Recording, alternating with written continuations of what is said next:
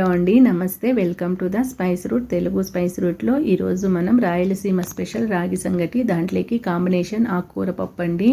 ఈ కాంబినేషన్ మీరు ఎప్పుడైనా ట్రై చేశారా? ఒకసారి ట్రై చేయండి. ట్రస్ట్ మీ అండి, టేస్ట్ మాత్రం వేరే లెవెల్లో ఉంటుంది. ఈ ఆకుకూర పప్పు తయారు చేయడానికి ముందుగానే కందిపప్పును నానబెట్టుకోవాలండి. ఒక 1 అవర్ ముందు నానబెట్టుకుంటే బాగుంటుంది. ఈ విధంగా నానడం వలన పప్పు తొందరగా ఉడుకుతుందండి. అలాగే గ్యాస్ట్రిక్ ప్రాబ్లం ఉండేవాళ్ళు ఈ విధంగా నానబెట్టుకుని ఉడికించుకోవడం వలన గ్యాస్ట్రిక్ ప్రాబ్లం ఉండదు. అలాగే ఇక్కడ నేను గురుగాకును తీసుకున్నానండి. ఈ ఆకుకూర ప్లేస్లో ఏ ఆకునైనా వేసుకుని చేసుకోవచ్చు. ఈ ఆకును శుభ్రంగా 2-3 సార్లు కడుక్కున్న తర్వాత చిన్న చిన్న ముక్కలుగా కట్ చేసుకోవాలి. ఇప్పుడు మనం సంగటి తయారు చేయడానికి బియ్యాన్ని కూడా నానబెట్టుకుని పక్కన పెట్టుకుందామండి. ఇక్కడ నేను 1.5 కప్ బియ్యం తీసుకున్నాను. దీన్ని 2-3 సార్లు బాగా శుభ్రంగా కడుక్కున్న తర్వాత 5 గ్లాసెస్ వాటర్ వేసుకోవాలి. ఇప్పుడు స్టవ్ మీద ఒక కుక్కర్ పెట్టుకొని కొద్దిగా ఆయిల్ వేసుకోవాలండి. ఆయిల్ వేడెక్కిన తర్వాత ఇందులోకి ఒక 1/2 టేబుల్ స్పూన్ మెంతులు వేసుకోవాలి.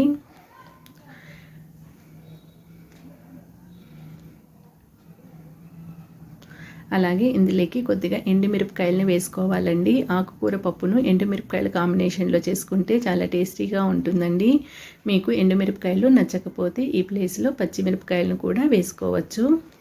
కానీ ఒకసారి ఎండుమిరపకాయలతో ఆకుకూర పప్పును ట్రై చేయండి, చాలా టేస్టీగా ఉంటుంది. ఇవి కొద్దిగా కలర్ మారే వరకు సిమ్లో పెట్టుకొని ఫ్రై చేసుకోవాలి.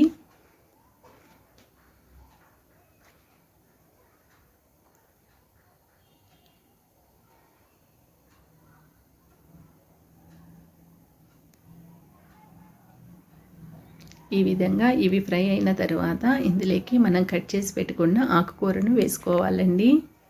మనం ఏ ఆకుకూర తీసుకున్నా పప్పులోకి ఈ విధంగా ముందుగానే ఫ్రై చేసుకోవడం వలన టేస్ట్ చాలా బాగుంటుందండి.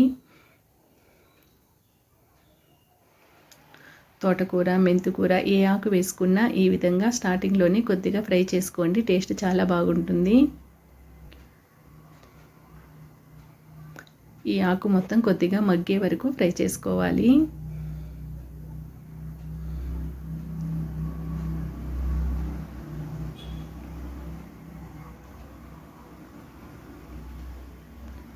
ఈ విధంగా ఫ్రై అయిన తర్వాత మనం ముందుగానే నానబెట్టుకున్నాం కదండి కందిపప్పును, దాన్ని వాటర్తో సహా వేసేసుకోవాలి.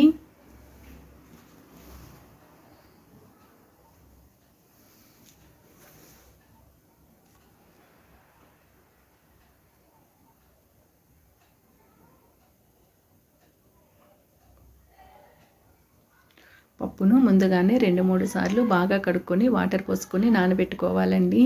ఈ వాటర్తో సహా పప్పును వేసేసుకోవాలి.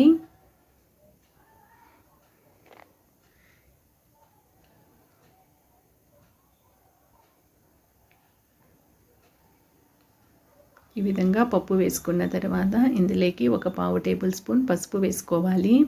అలాగే ఉల్లిపాయలు కొద్దిగా వేసుకోవాలండి. చిన్నుల్లిపాయలు వేసుకుంటే టేస్ట్ చాలా బాగుంటుంది. అలాగే ఒక 2-3 టమాటాలను కట్ చేసుకుని వేసుకోవాలి.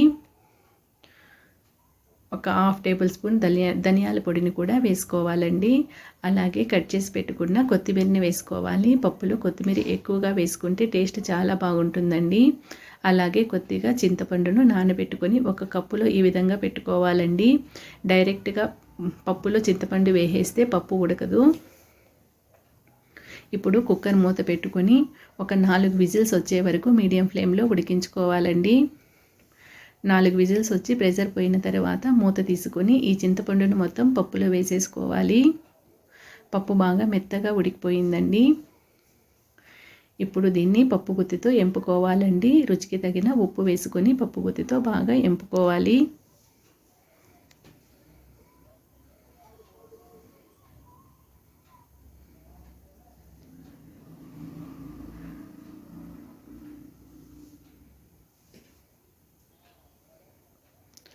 ఈ విధంగా పప్పు గుత్తితో మెత్తగా ఎంపుకున్న తర్వాత ఈ పప్పుకు పోపు వేసుకోవాలండి. పోపుకు స్టవ్ మీద ఒక బాండి పెట్టుకొని ఆయిల్ వేసుకోవాలి. ఆయిల్ వేడెక్కిన తర్వాత చితక్కొట్టుకున్న వెల్లుల్లిపాయలని వేసుకోవాలండి. పప్పులో వెల్లుల్లిపాయలు వేసుకుంటే చాలా టేస్టీగా ఉంటుందండి. అలాగే ఫ్లేవర్ కూడా బాగుంటుంది. ఇప్పుడు ఒక 1/2 టేబుల్ స్పూన్ ఆవాలు వేసుకోవాలి. అలాగే ఒక ఎండుమిరపకాయని తుంచుకొని వేసుకోవాలండి. కట్ చేసి పెట్టుకున్న ఉల్లిపాయలు కూడా వేసుకోవాలి. ఉల్లిపాయలు కొద్దిగా ఎక్కువగా వేసుకోండి. ఆకుకూర పప్పులో మధ్య మధ్యలో తగులుతూ ఉంటే చాలా టేస్టీగా ఉంటుంది. వీటిని కొద్దిగా కలర్ మారే వరకు ఫ్రై చేసుకోవాలండి. ఈ విధంగా ఫ్రై అవుతున్నప్పుడు ఇందులోకి కొద్దిగా కరివేపాకును కూడా వేసుకోవాలి. ఇక ఇందులో కొత్తిమీర ఏమీ వేసుకోవాల్సిన అవసరం లేదండి. మనం పప్పు ఉడికించుకునేటప్పుడే వేసుకున్నాం కదా. ఈ విధంగా బాగా ఫ్రై అయిన తర్వాత మనం మెదిపి పెట్టుకున్న పప్పుని ఇందులో వేసేసుకోవాలండి. ఒకసారి ఈ పప్పునంతటిని బాగా కలుపుకొని 1 నిమిషం పాటు ఉడికించుకోవాలి.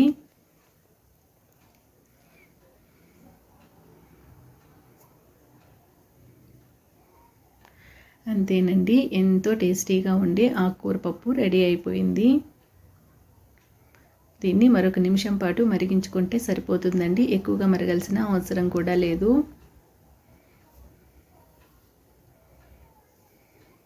ఇప్పుడు స్టవ్ ఆఫ్ చేసేసుకొని దీన్ని పక్కన పెట్టుకుందాము.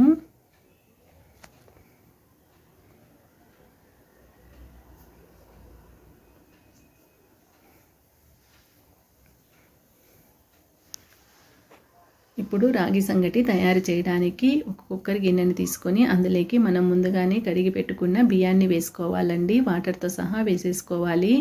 ముందుగానే బియ్యాన్ని కడుక్కొని వాటర్ వేసుకొని పెట్టుకోవాలండి. 1 కప్పు బియ్యానికి 3 కప్పుల వాటర్ వేసుకుంటే సరిపోతుంది. ఇక్కడ నేను 1.5 కప్ తీసుకున్నానండి. 1.5 కప్కి 5 కప్స్ వేసుకున్నానండి. ఒక 1/2 కప్ ఎక్కువగా వేసుకున్నాను. ఈ విధంగా వాటర్ పోసుకున్న తర్వాత ఇందులోకి ఒక 1/2 టేబుల్ స్పూన్ ఉప్పు వేసుకోవాలి.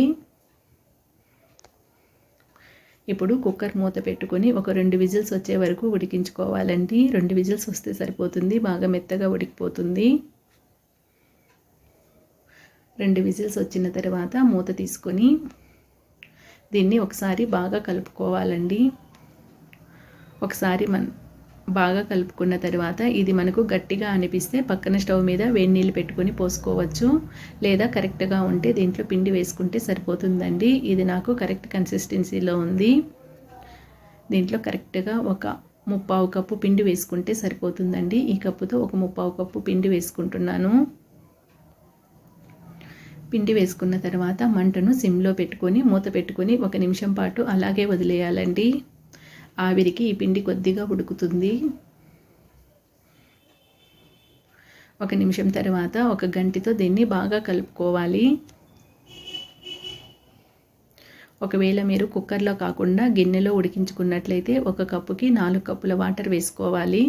కుక్కర్లో అయితే 1 కప్పుకు 3 కప్పుల వాటర్ వేసుకుంటే సరిపోతుంది. ఈ పిండి మొత్తం బియ్యానికి పట్టే విధంగా కిందికి పైకి బాగా కలుపుకోవాలండి.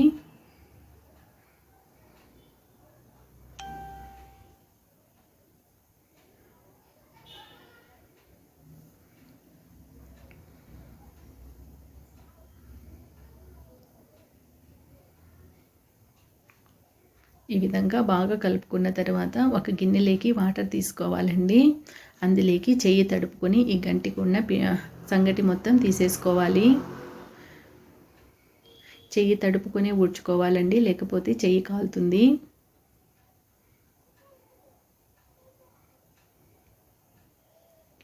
ఈ విధంగా తీసేసుకున్న తర్వాత చేత్తో పైన కొద్దిగా ప్రెస్ చేసుకోవాలండి సంగటిని. ఈ విధంగా చేసుకోవడం వలన లోపల ఆవిరికి రాగి పిండి అనేది కొద్దిగా ఉడుకుతుంది.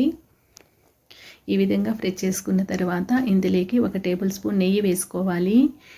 సంగటిలో నెయ్యి వేసుకోవడం వలన చల్లారిన తర్వాత కూడా సంగటి గట్టిపడకుండా మెత్తగా సాఫ్ట్గా ఉంటుందండి.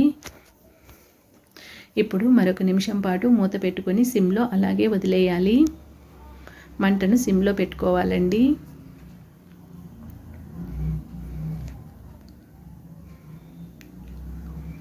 మరొక నిమిషం తర్వాత మూత తీసుకొని స్టవ్ ఆఫ్ చేసేసుకోవాలి. దీనంతటిని ఒకసారి పైకి కిందికి కలుపుకోవాలండి. ఈ నెయ్యి మొత్తం సంగటికి పడుతుంది.